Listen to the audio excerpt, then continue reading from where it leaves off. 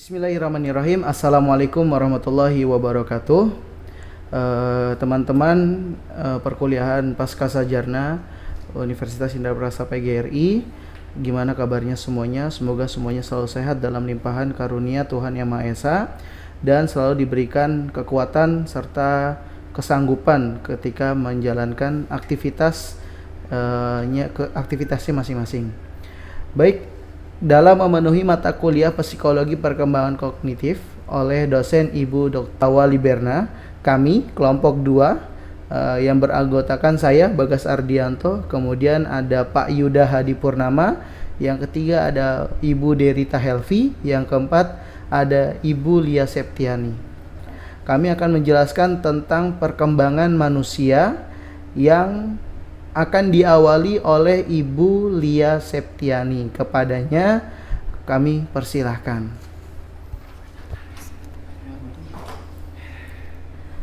Materi yang pertama mengenai pengertian perkembangan. Perkembangan menurut Kamus Besar Bahasa Indonesia yaitu mekar, terbuka atau membentang, menjadi besar, luas atau banyak, serta menjadi bertambah sempurna dalam hal kepribadian, pikiran, pengetahuan, atau sesuatu yang bersifat fisik maupun non-fisik. Selanjutnya, menurut MacLeod, perkembangan adalah proses atau tahapan pertumbuhan ke arah yang lebih maju. Pertumbuhan itu sendiri berarti tahapan peningkatan sesuatu dalam hal jumlah, ukuran, dan arti pentingnya. Psikologi perkembangan menurut Rosvasta dan kawan-kawan merupakan cabang psikologi yang mempelajari hubungan tingkah laku dan kemampuan sepanjang proses perkembangan individu dari masa konsepsi sampai mati. Selanjutnya, ada 4 hal yang menentukan perkembangan. Yang pertama adalah pematangan. Pematangan itu sendiri merupakan proses pertumbuhan yang menyangkut penyempurnaan fungsi-fungsi secara ilmiah, sehingga mengakibatkan perubahan-perubahan dalam perilaku. Contohnya dalam tahapan pertumbuhan bayi. Dari awal yang masih tiduran, bisa duduk, bisa merangkak, bisa merambat, lama-lama bisa berdiri dan berjalan. Selanjutnya ada namanya belajar. Nah, belajar itu apa? Mengubah atau memperbaiki perilaku melalui latihan, pengalaman atau kontak dengan lingkungan. Ada 3 hal utama dalam proses pembelajaran. Yang pertama, belajar adalah perubahan tingkah laku. Yang kedua, melalui seperangkat latihan dan pengalaman. Yang ketiga, relatif permanen. Dalam hal ini, belajar harus yang namanya konsisten akan menentukan perkembangan sesuatu individu. Selanjutnya ada kekhasan. Kekhasan ini disebut dengan karakteristik, yaitu sesuatu hal yang dimana segala sistem yang diterapkan pada suatu lembaga atau instansi juga diterapkan di dalam keluarga dan diri sendiri. Contohnya kita lihat di sini ada gambar pesantren. Lingkungan di pesantren ini, di lembaga ini biasanya akan selalu terbiasa dengan hidup sederhana, terbiasa dengan kebersamaan. Nah, itu akan diterapkan juga dalam lingkungan keluarga, ibadah selalu bersama dan lain-lain. Di sebelah kanan ada contoh sekolah internasional. Nah, di sini khasnya mereka itu terbiasa dengan berbahasa Inggris, karena memang di sekolah tersebut selalu menerapkan bahasa Inggris dan biasanya akan diterapkan juga di rumah. Biasanya ini tergantung dari siklus keluarganya masing-masing. Selanjutnya, lingkungan. Lingkungan itu segala sesuatu yang ada di sekitaran manusia, yang mempengaruhi perkembangan kehidupan manusia, baik langsung maupun tidak langsung. Contohnya, ada gambar anak-anak yang membuang sampah di sungai. Nah, di sini kenapa ini saya jadikan contoh? Karena dalam lingkungan itu sangat mempengaruhi terhadap anak-anak. Sering melihat seseorang atau orang tua atau kerabatnya atau lingkungan yang membuang sampah sembarangan pasti akan mengikuti. Nah, di sini kenapa lingkungan sangat menentukan perkembangan anak. Selanjutnya ada contoh anak-anak yang menanam pohon. Nah, di sini lingkungan tersebutlah yang menentukan anak itu akan terbiasa rapi atau tidak. Oke, selanjutnya faktor-faktor perkembangan manusia. Yang pertama, ada aliran nativisme. Aliran ini biasa disebut dengan aliran pesimistis. Kenapa demikian?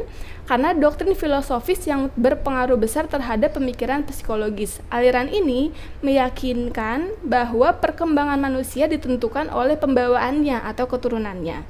Misalkan, seorang guru, anaknya biasanya juga guru. Seorang pekerja, anaknya juga pekerja. Nah, aliran ini sangat meyakinkan perkembangan tergantung pembawaannya atau keturunannya. Selanjutnya ada yang namanya aliran empirisme atau tabula rasa atau buku tulis kosong. Aliran ini sangat menekankan pada pengalaman, lingkungan, dan pendidikan dalam arti perkembangan manusia semata-mata bergantung pada lingkungan dan pengalaman pendidikannya. Nah, dalam aliran empirisme ini, anak dalam aliran ini biasanya sangat gampang berpengaruh kepada lingkungan. Selanjutnya ada yang namanya aliran konvergensi. Aliran ini menggabungkan antara aliran nativisme dengan aliran empirisme, yaitu menggabungkan antara hereditas dan lingkungan. Aliran ini meyakinkan bahwa faktor pembawaan dan lingkungan memiliki andil yang sama besar dalam menentukan masa depan seseorang. Bakat atau bawaan tidak berpengaruh apabila lingkungan atau pengalaman tidak mengembangkannya. Saya akan memberikan satu contoh kasus, ada anak manusia yang dibesarkan oleh beberapa serigala. Maka anak ini akan tumbuh tidak normal seperti manusia biasanya, dari cara berjalan, cara makan, sampai cara-cara yang lainnya. Berbeda dengan manusia normal yang lainnya, dia akan memiliki pembawaan dari orang tua, tapi juga memiliki lingkungan. Kalau lingkungannya ada di seni, pasti dia akan mengikuti seni. Jika lingkungannya mengikuti pendidikan, dia akan mengikuti pendidikan. Jadi tergantung dari lingkungan dan pembawaannya. Jika pembawaannya baik dan lingkungannya baik, pasti anak ini akan baik. Tapi jika pembawaannya ini baik atau gimana, ketika lingkungannya sangat berpengaruh, itu tidak akan memungkinkan. Disinilah akan timbul yang namanya faktor internal dan faktor eksternal. Faktor internal itu pembawaan dan potensi psikologis tertentu yang turut mengembangkan dirinya sendiri. Selanjutnya ada faktor eksternal, yaitu lingkungan, khususnya pendidikan dan pengalaman interaksi dengan lingkungan. Baik, saya akan meneruskan menjelaskan mengenai proses perkembangan. Saya akan menjelaskan di awal, yaitu kata-kata proses. Ya, proses adalah perubahan yang terjadi dalam perkembangan suatu. Sedangkan proses dalam perkembangan anak adalah tahapan yang dialami oleh anak, baik yang bersifat jasmani maupun rohani. Ya, jadi kita bedakan ya. Kemudian untuk proses perkembangan individu, kita akan menjelaskan 3 tahapan, yaitu proses konsepsi, kelahiran, dan perkembangan individu. Konsepsi adalah tahap perencanaan, di mana saat orang tua merencanakan melahirkan, dia harus melalui proses konsepsi tersebut. Kemudian kelahiran adalah saat bayi tersebut di dalam kandungan sampai dia lahir, dan terakhir proses perkembangan individu adalah saat dia lahir ke dunia sampai dia berkembang menjadi seorang individu. Kemudian kita dapat melihat lagi ada proses perkembangan yang lainnya, yaitu biological process, yaitu perubahan-perubahan sifat yang bersifat biologi seperti badan, kemudian muka dan lain-lain. Kemudian cognitive process, yaitu perubahan pemikiran, inteligensia, dan bahasa. Kemudian ada lagi psychological process, yaitu perubahan faktor-faktor psikologis. Yang terakhir adalah sociomotion process, yaitu perubahan aktivitas relasi dengan individu yang lain. Baik, kita lanjut ke tahapan dan batas usia perkembangan pada manusia. Menurut Jean-Jacques Rousseau, perkembangan fungsi dan kapasitas kejiwaan manusia terbagi dalam 5 tahap, yaitu masa bayi 0-2 tahun, anak-anak 2-12 tahun, preadolesen 12 dan 13 tahun, ini masa ABG ya. Kemudian adolesen 15-20 tahun, itu tahap pradewasa, dan yang terakhir masa pematangan diri, yaitu 20 tahun ke atas. Saya akan menjelaskan sedikit mengenai perkembangan tersebut, singkat saja, yaitu saat perkembangan masa bayi, yaitu dalam tahap ini perkembangan pribadi didominasi oleh perasaan senang, tidak senang, frustasi, kemudian juga anak-anak gembira, Mereka sangat dipengaruhi oleh perasaan. Ini diakibatkan oleh rangsangan terhadap stimuli di lingkungannya. Ini adalah masa-masa bayi ya. Kemudian di masa anak-anak 2-12 tahun.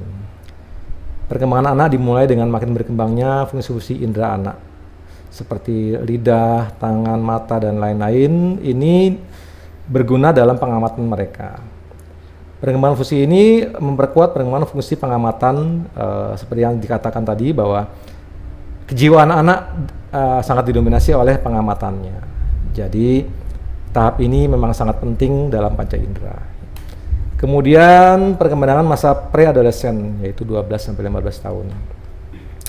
Ini fungsi penalarannya sangat didominan oleh adanya pertumbuhan sistem syaraf dan pikirannya. Anak mulai kritis dalam menanggapi ide atau pengetahuan dari orang lain. Mereka sangat kuat dalam segi intelektual, fisiknya juga sedang kuat-kuatnya, dan tetapi kemauannya belum terlalu besar karena masih didominasi oleh orang lain, dalam hal ini orang tuanya.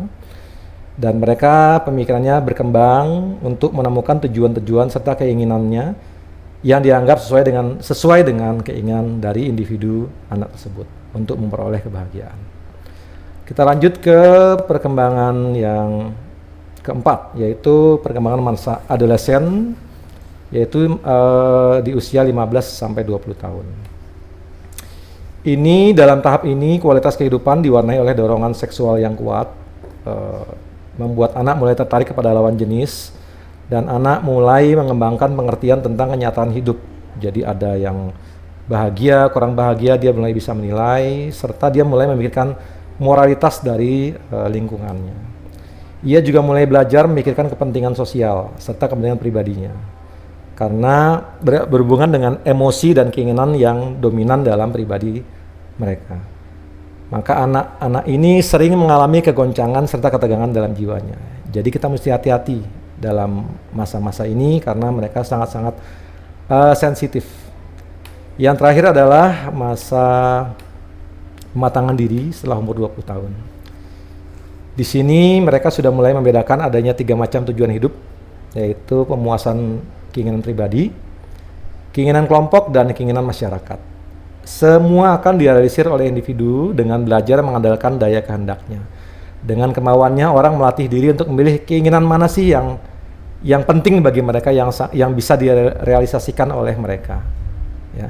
Jadi dalam tahap ini orang mampu melakukan self-direction dan self-control dengan tujuan untuk kematangan dan hidup diri sendiri dan tanggung jawab. Oke teman-teman, selanjutnya itu ada hukum-hukum perkembangan. Hukum-hukum perkembangan di sini ada 7. Yang pertama itu hukum konvergensi, kemudian ada hukum tempo perkembangan, kemudian selanjutnya ada hukum masa peka, dan yang keempat hukum rekapitulasi. Yang selanjutnya perkembangan maju berkelanjutan, dan yang selanjutnya setiap individu berkembang sesuai dengan waktunya masing-masing. Kemudian yang terakhir, dalam perkembangan terdapat urutan yang dapat diramalkan. Baik teman-teman, kita lihat satu persatu. Yang pertama itu hukum konvergensi. Hukum konvergensi merupakan hasil interaksi faktor-faktor biologis atau kematangan seperti bakat dan faktor-faktor lingkungan, yaitu belajar, merupakan prasyarat munculnya kesiapan untuk belajar. Lingkungan menentukan arah perkembangan. Jadi faktor bakat dan lingkungan tidak dapat dipisahkan. Kemudian yang kedua, hukum tempo perkembangan. Perkembangan pada suatu tahap merupakan landasan bagi perkembangan berikutnya. Suatu perkembangan tidak akan mungkin terjadi berkesinambungan dengan baik bila anak didorong untuk melampaui atau secara tergesa-gesa menjalani tahap-tahap awal. Jadi tempo-tempo perkembangan itu ada yang cepat, ada yang sedang, ada yang lambat. Cepat atau lambatnya proses perkembangan seseorang tidak sama dengan yang lain. Kemudian yang ketiga, hukum masa peka. Proses belajar akan terjadi dengan sangat mudah pada saat yang optimal. Setiap pembelajaran tidak akan menjadikan proses belajar dengan mudah mencapai kesiapan. Nah, contohnya jika seseorang siswa belum sampai masa PK-nya untuk mempelajari suatu pelajaran, maka pelajaran itu akan sulit diserap oleh siswa tersebut. Kemudian yang keempat itu hukum rekapitulasi. Menurut Stanley Hall, perilaku dan perkembangan anak merupakan rekapitulasi dari evolusi spesies atau manusia. Hal menekankan masa adolesen yang menurut pendapatnya menandai berakhirnya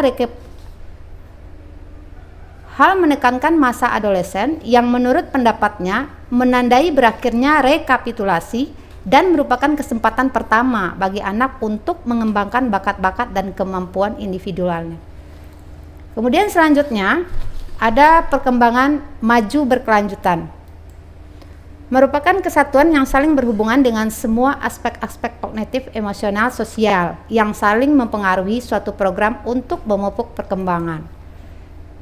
Dan yang keenam, setiap individu berkembang sesuai dengan waktunya masing-masing. Di sini, perkembangan berlangsung dari hal yang sederhana menuju yang kompleks. Setiap anak mempunyai kebutuhan dan karakteristik yang unik pada tahap tertentu. Kemudian yang ketujuh, dalam perkembangan terdapat urutan yang dapat diramalkan. Maksudnya di sini, pemahaman tentang perilaku yang seharusnya terjadi berikutnya akan membantu para praktisi untuk mengenal perkembangan yang khusus dan menantang fase berikutnya yang semestinya atau continuity. Baik, teman-teman, selanjutnya adalah tumbuh kembang anak. Yang pertama, growth and development, yaitu perubahan fisik dan yang dapat diukur, dan pertambahan kemampuan struktur dan fungsi tubuh yang lebih kompleks. Yang kedua, pertumbuhan dan perkembangan. Pertumbuhan adalah perubahan yang bersifat kuantitatif atau yang dapat dihitung seperti berat badan, tinggi badan. Nah, kemudian perkembangan adalah pertambahan kemampuan fungsi tubuh lebih kompleks seperti bicara, bermain, dan belajar.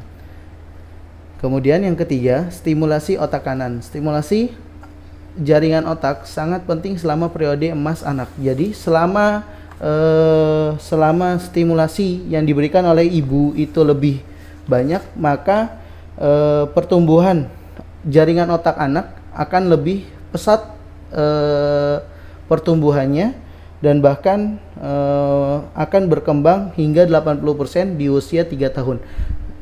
Dan kebalikannya, jika stimulasi yang diberikan oleh ibu itu kurang, maka anak akan mengalami keterlambatan pertumbuhan dalam stimulasi jaringan otaknya. Pertumbuhan stimulasi otak anak itu terjadi ketika usia 0 sampai 4 bulan, kemudian 4 sampai 6 bulan, 6 sampai 12 bulan, dan 1 sampai 2 tahun, 2 sampai 3 tahun, dan 3 sampai 5 tahun. Inilah yang disebut sebagai masa keemasan, atau apa yang akan diberikan oleh orang tua, maka anak akan menangkap dengan pendengarannya atau dengan apa yang dia lihat. Kemudian yang keempat, hubungan perkembangan anak dengan tumbuh kembang anak. Yang pertama, trust versus mistrust, yaitu adalah kepercayaan dan ketidakpercayaan. Anak akan mengembangkan kepercayaan dalam dirinya. Yang kedua, inisiatif versus guilt, atau inisiatif anak versus bersalah. Anak mampu melakukan berbagai kegiatan secara mandiri. Yang ketiga, autonomy versus shame and doubt, yaitu autonomi versus rasa malu dan keraguan. Anak akan mengembangkan kesadaran pengendalian diri mereka. Yang keempat, industri versus inferiority. Ya, jadi anak mulai menyadari bahwa ia harus berjuang untuk mencapai suatu hal, dan itu yang akan terjadi oleh anak selama masa pertumbuhannya. Kemudian yang kelima, cinta kasih dalam keluarga, membangun rasa percaya diri dan membantu perkembangan sosial, emosional, dan kognitif anak. Jadi keluarga merupakan suatu bagian hal terpenting dalam tumbuh kembang anak, yaitu adanya rasa cinta, kasih sayang oleh orang tua kepada anak yang menyebabkan pertumbuhan anak, perkembangan anak menjadi lebih baik dan akan semakin cepat pertumbuhannya. Beda lagi jika anak itu tidak pernah diperhatikan oleh oleh orang tuanya, maka pertumbuhan otak dan pertumbuhan fisiknya, emosionalnya akan semakin turun dan bahkan akan mengalami keterlambatan. Yang keenam atau yang terakhir, sentuhan terhadap tumbuh kembang anak. Anak-anak merasa diperhatikan dan juga merasa memiliki dunia yang sempurna saat orang tua dan orang-orang sekitar memperhatikan dan mendukung mereka. Itulah yang menyebabkan tumbuh kembang anak semakin baik, dan disinilah peran orang tua sangat dibutuhkan dan sangat diharuskan memberikan stimulus yang baik kepada anak, karena pada masa keemasan anak akan mudah menyerap apa yang dicontohkan oleh orang di sekitarnya seperti orang tua, keluarga, dan saudara-saudaranya. Baik, sekian, terima kasih atas perhatiannya kawan-kawan.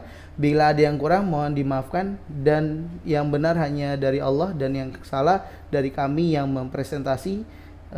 Cukup sekian dari kami. Billahi taufiq wal hidayah. Wassalamualaikum warahmatullahi wabarakatuh.